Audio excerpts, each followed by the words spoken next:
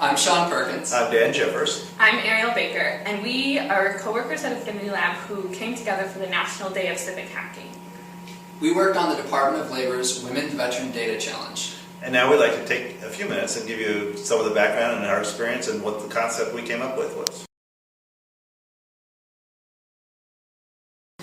I was interested in this project because I have a background in gender studies and women's issues, and I also interned at a women's resource center in which we helped women get the resources they need. So it was a really great project to mix both my knowledge of resources and my interest in women's issues.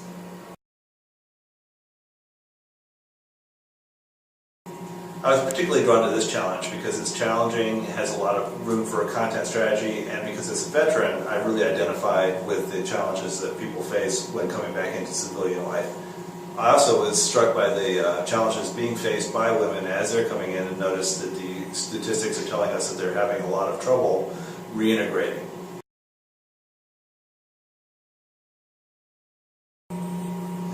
As a veteran, I was drawn to this project because I want to help other veterans, especially ones that are in a hard situation.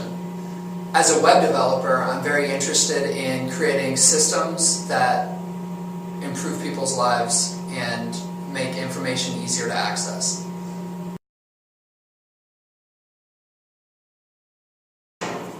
Okay, the central problem in reaching women veterans who are looking for employment or having employment issues is that they're facing a lot of barriers before they start accessing resources. So the first thing we wanted to do was to create some personas and look at some of the barriers women are facing.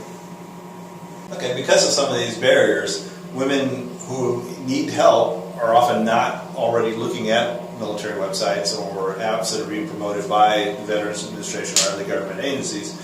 So we need to be where women actually are looking for help instead of just creating another app or website and hoping they will come to it. In order to reach women when they're in trouble, the first phase that we go into is search outreach. The search phrases used by women veterans would lead to results pages, and we can appear there through the use of AdWords, and on some of the pages that they go to that appear highly in search results, such as .gov pages or nonprofit pages, we would appear by placing a button that would say something like, "Are you a woman who served in the military?" And we hope that if they click on the button or on the AdWord, then they would go to what we call the sorting hat, which Arielle will explain in much more detail.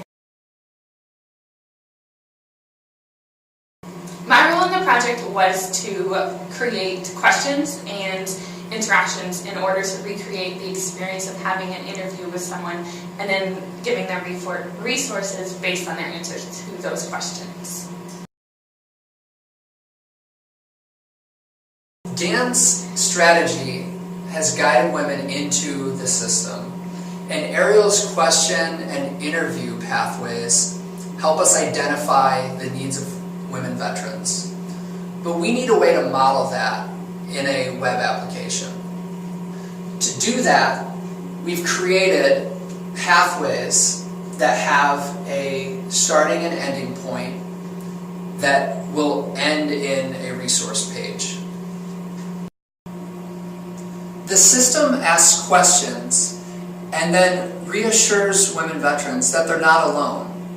At the same time, it gives more detailed resources as we progress through the pathway until we've identified exactly what resources the woman veteran needs. Once a visitor has finished a pathway, they're presented with a personalized results page that should only contain resources that are useful to them. And that's been our approach. Thank you for watching. We'd also like to thank Second Muse for putting on the event, Affinity Lab for hosting the event, and the Department of Labor and White House Fellows for their continual support throughout our project.